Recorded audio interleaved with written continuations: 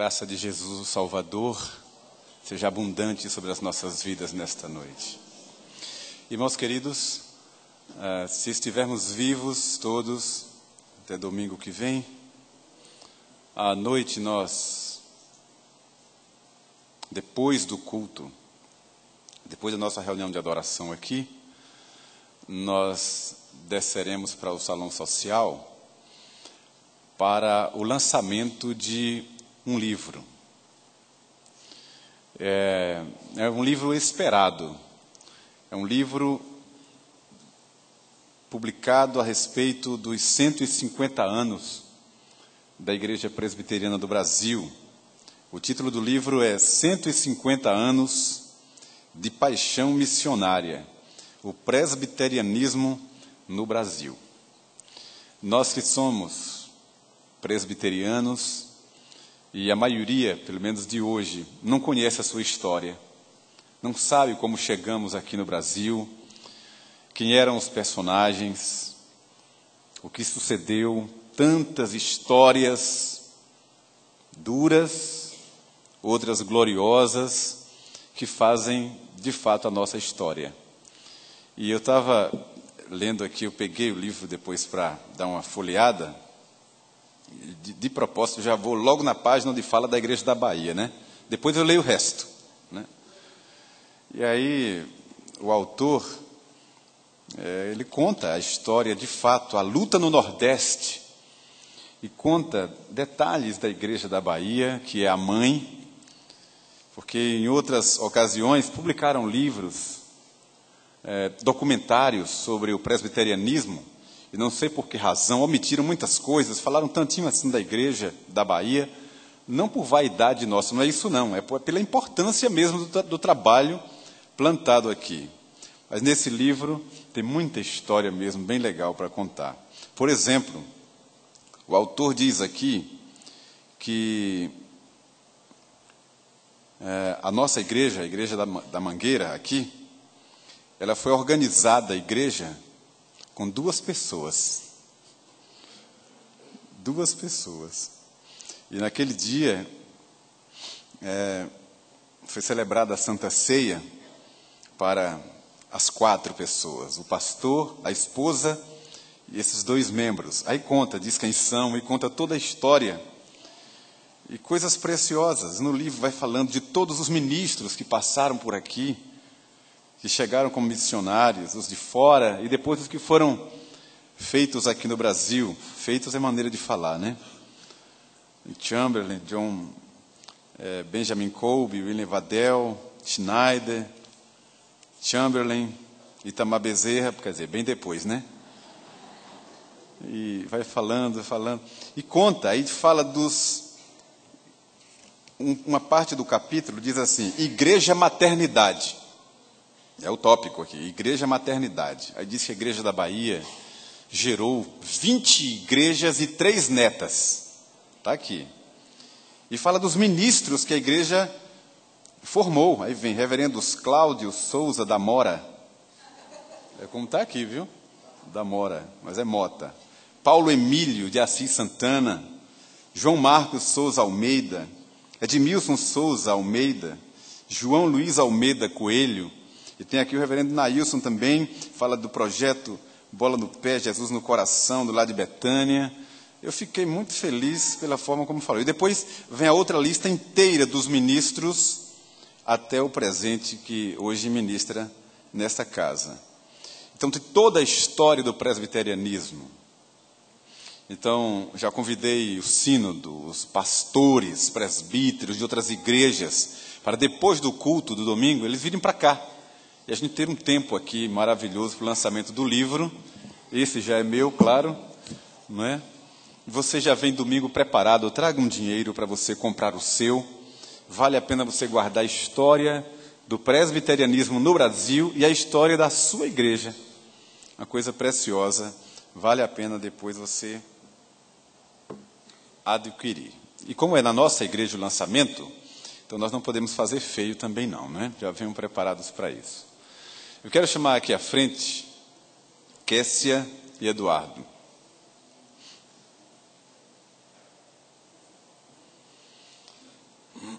Quero fazer uma oração por esse casal.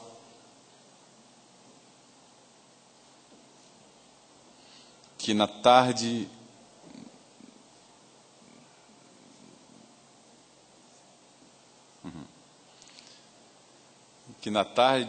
do dia 3 decidiu noivar para se casarem, se Deus quiser, no fim do ano, em dezembro. Eu quero orar por eles por um motivo específico. Deus sabe, a família sabe as dificuldades que eles enfrentaram e perseveraram e decidiram então caminhar para o casamento. E um detalhe que é a razão por que eu quero fazer essa oração é que eles demonstraram muita piedade, seriedade e, como todo casal deve fazer, eles procuraram a bênção dos seus pais, a bênção da igreja. Pediram orientação para isso. Então vieram falar com o pastor, falaram com os pais de ambos, e na tarde do dia 3, eu estava lá. Então Eduardo oficialmente pediu a mão em casamento, no modelo tradicional, foi concedida. E a gente hoje acha engraçado, porque a maioria dos casais, inclusive jovens, começam a namorar, não dão satisfação aos pais, não falam nada. Alguns já chegam em casa noivos, com aliança no dedo, não dão satisfação a ninguém, do jeito que começam, acaba o namoro, não se submetem a ninguém. Deus não se alegra com isso. Por isso, eu quero abençoar a vida desse casal, que tomou o rumo certo. E nós vamos orar. Senhor, abençoa Eduardo, Kessia, na decisão que tomaram. Dá a eles, Senhor, força moral e espiritual para cumprirem os seus votos, para caminharem em santidade na presença do Senhor. Que o Senhor confirme na vida deles o propósito que o Senhor mesmo colocou em seus corações, a fim de que formem um verdadeiro lar temente ao Senhor, e que eles sejam um exemplo, um modelo para a igreja, para os seus familiares e para a próxima geração. Como igreja, nós nos alegramos com eles, por eles, e os abençoamos em teu nome, Jesus. Amém. Beijinho só no casamento, então pode...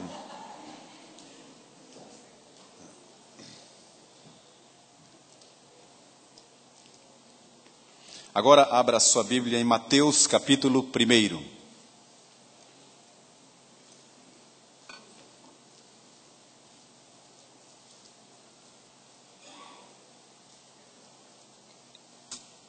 Quero ainda dizer para a igreja que domingo de manhã, se Deus quiser, estará conosco um adorador, poeta, um homem santo. Ele virá aqui à igreja, ele vai cantar para a gente. É o Gerson Borges. Ele é de São Paulo, tem discos gravados, tem um ministério. Ele é herdeiro de Vencedores por Cristo. E tem uma música sacra, de verdade. Música séria, letras bíblicas e um testemunho que eu sou testemunha, por isso que estou trazendo aqui. Ele estará domingo de manhã aqui, vai cantar uma ou duas canções e conhecer a nossa igreja. Mateus capítulo 1. Acompanhe a leitura, por favor.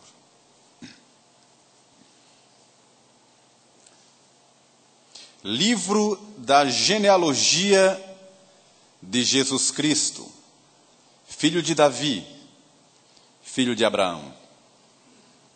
Abraão gerou a Isaque, Isaque a Jacó, Jacó a Judá e a seus irmãos. Judá gerou de Tamar a Pérez e a Zera. Pérez gerou a Esrom. Esrom a Arão. Arão gerou a Aminadab. Aminadab a Naasson. Naasson a Salmão. Salmão gerou de Raabe a Boaz. Este, de Rute, gerou a Obed. E Obed a Jessé. Jessé gerou ao rei Davi. E o rei Davi a Salomão, da que fora mulher de Urias. Salomão gerou Roboão. Roboão a Abias. Abias a Asa. Asa gerou a Josafá. Josafá a Jorão. Jorão a Uzias. Uzias gerou a Jotão. Jotão a Acás. Acás a Ezequias. Ezequias gerou a Manassés. Manassés a Amon. Amon a Josias. Josias gerou a Jeconias e a seus irmãos no tempo do exílio na Babilônia. Depois do exílio da Babilônia, Jeconias gerou a Salatiel, e Salatiel a Zorobabel. Zorobabel gerou a Abiúde, Abiúde a Eliaquim, Eliaquim a Azor. Azor gerou a Sadoque, Sadoque a Aquim, Aquim a Eliúde. Eliúde gerou a Eleazar, Eleazar a Matã, Matã a Jacó. E Jacó gerou a José, marido de Maria, da qual nasceu Jesus, que se chama o Cristo. De sorte que todas as gerações, desde Abraão até Davi, são 14. Desde Davi até ao exílio na Babilônia, 14. E desde o exílio na Babilônia até Cristo, 14. Que o Senhor nos ajude a entender a sua palavra.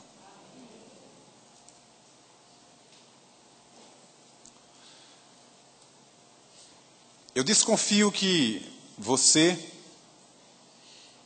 como muitos, ao ler a Bíblia, com aquele propósito de lê-la de Gênesis ao Apocalipse, quando vai chegando nas genealogias, ou você pula, ou lê bem rapidinho. Porque uma genealogia parece ser estéril demais, não diz muita coisa.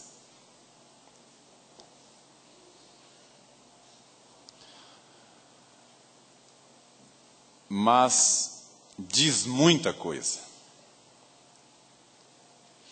É através do estudo da genealogia que nós, no estudo da teologia, descobrimos coisas preciosíssimas. É através da conjugação de nomes e de famílias, de grupos de famílias, que aparecem nas listas, nas genealogias, que nós vamos entendendo a forma de Deus construir a história. Toda a Escritura é inspirada por Deus e útil. Está lá, escrito pelo apóstolo Paulo a Timóteo. Toda a Escritura, incluindo as genealogias. Aquele monte de nomes aparentemente desnecessários. Se não fosse necessário, não estaria ali. Eu quero repartir com você, de forma breve, algumas lições que a gente pode tirar dessa genealogia que acabei de ler. Vários nomes. A primeira ideia que eu quero partilhar com você é de que, lendo uma genealogia, lendo uma lista dessa, eu vejo logo de cara que a história é feita de gente, de personagens. De personagens. E a gente vai vendo pontuadamente Deus escrevendo a história usando gente, pessoas. Você chega, por exemplo, no livro do Gênesis. Eu poderia resumir todos aqueles nomes de diversas formas, por categorias, por exemplo, por famílias. Ou eu posso pegar e resumir o Gênesis mais ou menos assim. Você tem Abraão, depois você tem Adão, você tem Noé, Abraão, Isaque, Jacó e José. E encerra o livro do Gênesis. Seria uma forma de resumir aquela história que não temos a cronologia desde os primeiros dias. Muita gente, muitos nomes estão ali. Você pode resumir de diversas formas. E você vai descobrindo exatamente isso. A história que chegou até nós, chamada de tradição oral, pois não tínhamos nada escrito. A história foi sendo contada de geração em geração, através de pessoas, de personagens. Então, só por causa disso, de Deus separar essas pessoas para contar aos seus filhos, e esses aos seus netos, e esses aos bisnetos, e passar de geração em geração aquela tradição, como diz no livro dos Salmos, os louvores do Senhor e o seu poder e as maravilhas que fez, somente porque são pessoas como você e eu, que Deus separou, é que nós estamos aqui nesta noite, abrindo esse livro para repartir as verdades espirituais. Gente, pessoas, para quem Deus revelou a sua sabedoria, para quem Deus revelou o seu propósito, o seu plano, pessoas, cada um com a sua história, seu jeito, mas uma genealogia me mostra que o tempo vai passando, vai se estendendo, gerações vão se sucedendo, e são pessoas, gente, de carne e ossos, como você e eu, personagens. Segundo, uma genealogia, uma história assim contada, aparentemente estéril,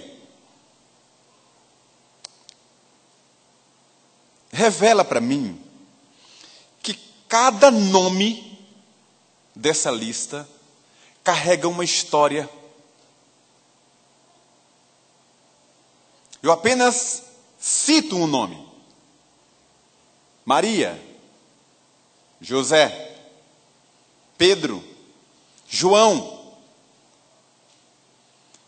Cada nome desse está carregado de história. Você pega o texto que eu li, onde você colocar os olhos, você tem palavras separadas por vírgulas, ponto e vírgula. São nomes apenas. Mas cada um desses nomes tem uma história riquíssima. Alguns desses nomes contam uma trajetória inteira do povo de Deus. Um único nome carrega em si um momento estratégico que Israel viveu, que os judeus viveram, que o povo de Deus experimentou. Um nome apenas. E cada um desses nomes traz uma história, que você junta, compacta apenas num pequeno trecho.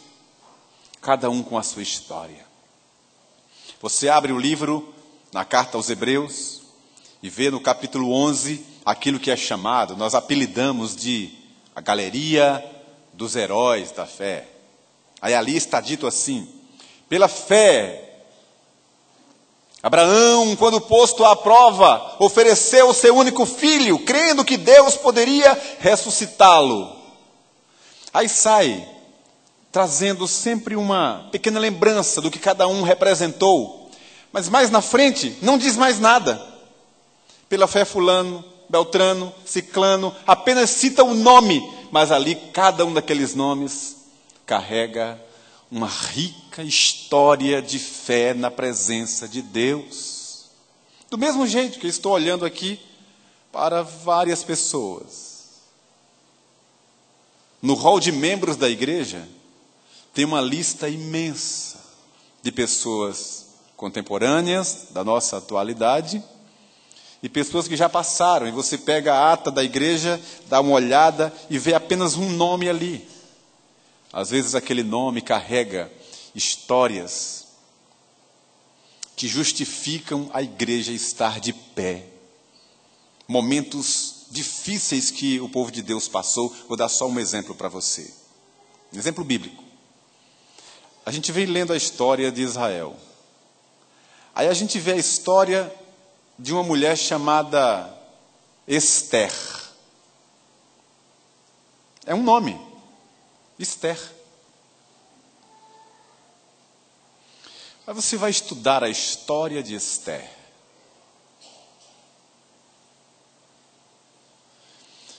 Se não fosse a instrumentalidade daquela mulher, Deus usando a vida de Esther na história, os judeus teriam sido dizimados.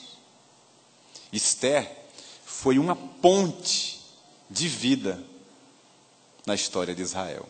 Um nome, uma história. Então, uma genealogia revela para mim que cada nome aqui carrega uma rica história. Outra coisa, uma genealogia como essa mostra para mim que Deus costura a história soberanamente. Esses encontros de nomes e famílias, aparentemente seco, sem vida, apenas uma lista. Mas quando a gente vai estudar as conjunções, os ajuntamentos, a forma como tudo se encaixou, mostra que Deus tinha um propósito em tudo aquilo, que enquanto eles viviam, nem imaginavam onde daria aquela história. Consta nessa lista a história de Ruth. Ruth, que não fazia parte da história de Israel. De repente ela é inserida na história, acolhida no povo da aliança. Aí Ruth gera,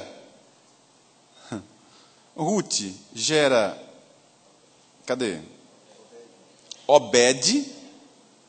Obed a Jessé, Jessé a Davi. Deus costurando a história, moldando uma história, preparando tudo para trazer seu filho Jesus. Só mesmo estudando a genealogia, a gente percebe claramente a mão de Deus costurando a história. Outro destaque que quero trazer. Uma genealogia, uma história dessa contada através de nomes, revela para mim que nós não somos autossuficientes, que nós não somos seres deslocados, desconectados, sozinhos, de que a história de um depende da história do outro, de que se estamos aqui é porque alguém sustentou, de que estamos aqui vivos porque há uma linha que nos liga a outras pessoas. A igreja, por exemplo, é um rosário de famílias. E se a gente for estudar a genealogia só da igreja da Bahia, a gente vai descobrir coisas muito curiosas, que revelam tudo isso que eu disse até agora.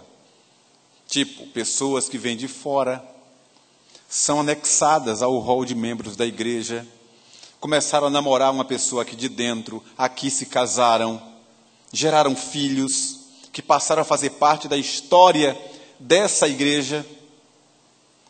E você vai vendo que as coisas vão se sucedendo, personagens vão se sucedendo,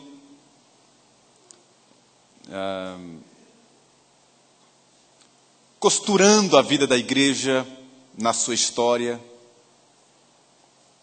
pois não somos autossuficientes. Dependemos uns dos outros. E é Deus quem vai fazendo isso, vai nos juntando segundo a sua vontade.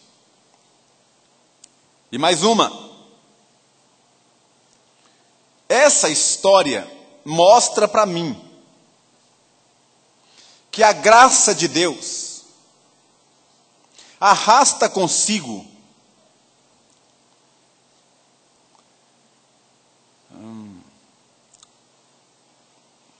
maus e bons, e revela a natureza da nossa vocação.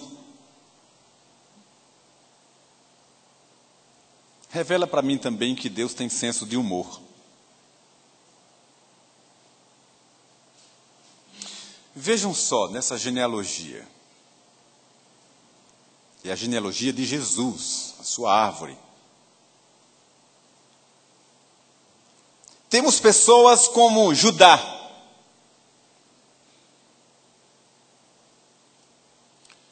que foi usado por Deus de forma tão nobre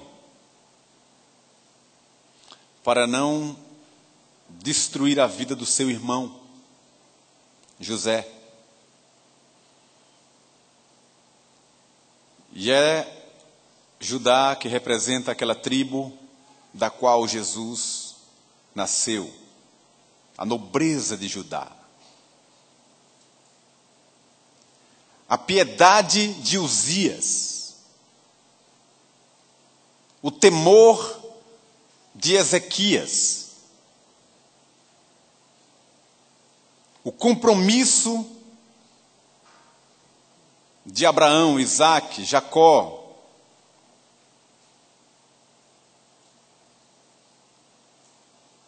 e na mesma genealogia, a gente tem Roboão, um homem ímpio, que levou Israel à idolatria, que foi usado para dividir o reino e brigar entre si com Jeroboão. Na mesma genealogia onde encontramos um Boaz, um Jessé, um Davi, temos aqui um Acás.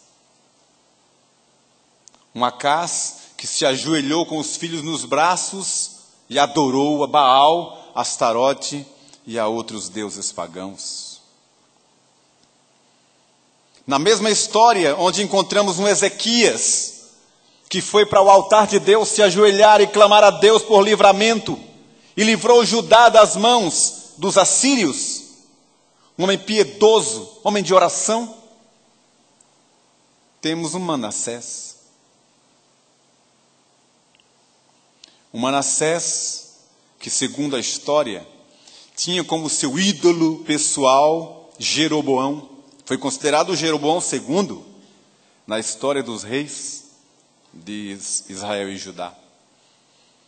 Manassés foi tão vaidoso e tão idólatra que ele gastou o dinheiro e o tesouro da casa de Deus para mandar construir milhares de estatuetas, que eles chamaram de ídolos do lar, e colocar uma em cada casa, e estabeleceu o culto pagão dentro da fronteira de Judá, de Israel, para que o povo se ajoelhasse, adorasse a esses deuses todos os dias, 3 vezes ao dia. Mandou construir totens gigantescos e espalhar por toda a cidade, nos outeiros, nos montes, para que de qualquer lugar da cidade ou do campo pudessem ver de longe aqueles altares e aqueles postes ídolos, para que tivessem sempre à vista algo para adorar. Roubou o ouro da casa de Deus para seu uso pessoal. Fez tudo que era de mais perverso. Manassés, na genealogia, junto com Ezequias. Na mesma genealogia, temos a nobreza de Ruth. Na mesma história, na mesma lista, de Raabe, a meretriz. E a graça de Deus arrasta todos eles pelo cabeça que é Cristo Jesus. Então, uma genealogia tem muitas coisas para nos ensinar. A principal delas, com a qual vou fechar a reflexão desta noite, revela a natureza da nossa vocação. Foi isso que disse o apóstolo Paulo, escrevendo a sua carta aos Coríntios. E ele diz assim: irmãos, reparai, pois, na vossa vocação, visto que não foram chamados muitos sábios segundo a carne, nem muitos poderosos, nem muitos de nobre nascimento. Pelo contrário, Deus escolheu as coisas loucas do mundo para envergonhar os sábios. Escolheu as coisas fracas do mundo para envergonhar as fortes. E Deus escolheu as coisas humildes do mundo e as desprezadas e as que não são, para reduzir a nada as que são, a fim de que ninguém se vanglorie na presença do Senhor. Esse engano sobre a dignidade do ser humano, quem acolheu foram os judeus, achando que era uma raça superior, achando que faziam parte de uma categoria mais nobre do que qualquer outra da face da terra. E Jesus disse: olhe, meretrizes e publicanos vos precederão no reino de Deus. Porque Deus vê um coração arrependido e não aquilo que nós julgamos ser o fino ouro que temos para oferecer a Deus.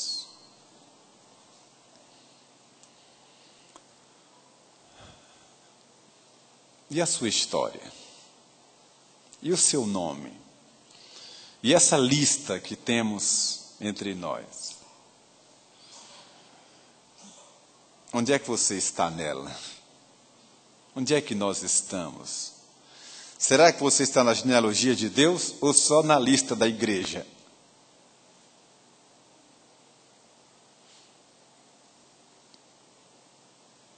Eu já vi com esses olhos que talvez a terra não coma. Alguém se afastando de outro do seu lado, no banco da igreja, por não estar bem trajado. Eu já vi pessoas com anel no dedo serem recebidas com abraços e aplausos. E gente, por não estar bem vestida, ser lançado fora da porta da igreja. Qual deles está na lista de Deus? Como é que Deus enxerga essas coisas? Deus não vê como vê o homem. Deus não tem acepção de pessoas.